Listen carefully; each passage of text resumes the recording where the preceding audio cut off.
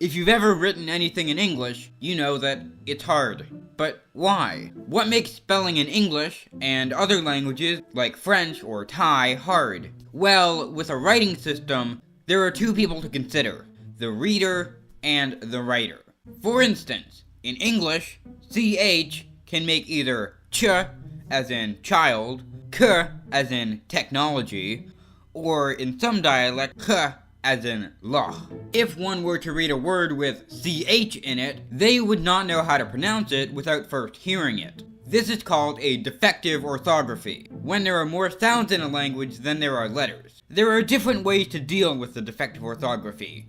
One is to use diacritical marks written over the letter, such as in Czech, which uses diacritics to represent long vowels, as well as the consonants sh, zh, ch, ny, j, k, and sh. Another is to add new letters to the alphabet, such as Icelandic, with ez and thorn representing the th and th sounds. A third way is to use digraphs, a sequence of letters which make a different sound than the letters that make it up. However, using digraphs can create ambiguity. For instance, in English, th makes a th sound. So, how would you pronounce this word?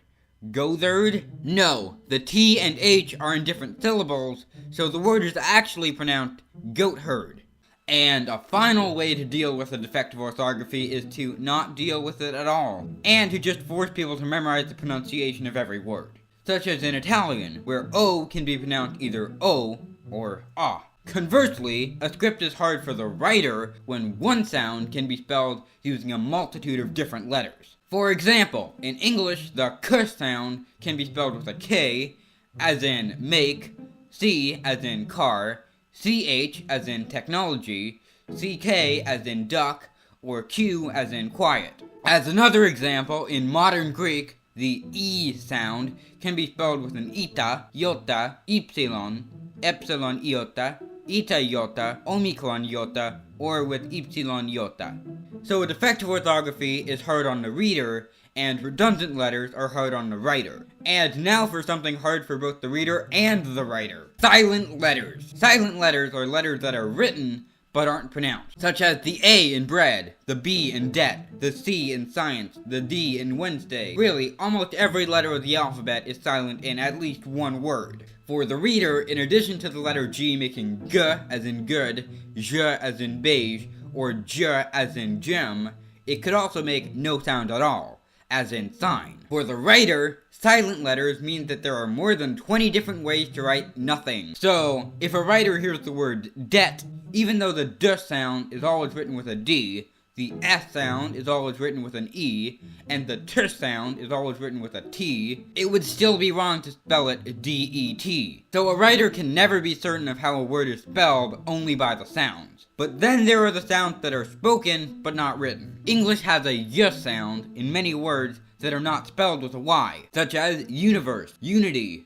useful, and in some dialects, new. But that's nothing compared to abjads. An abjad is the writing system where only consonants are written, not vowels. Hebrew, Arabic, Persian, and Urdu are all written in abjads. Although in Arabic, Urdu, and Persian, some consonant letters double as vowel letters. So in Persian, vav can be pronounced as v, but also as u, o, or ow. And in Hebrew and Arabic, there are diacritics that symbolize vowels. But they're mostly just used by students learning to read and write, as well as for important documents. Based on comments I found online, speakers of these languages just have to tell what word it is based on the context. But why do situations like this happen in the first place? Well, over time, the way people speak a language changes, while the way they write it mostly stays the same. For instance, the reason modern Greek has so many different ways to write E is because they were pronounced as different sounds in ancient Greek,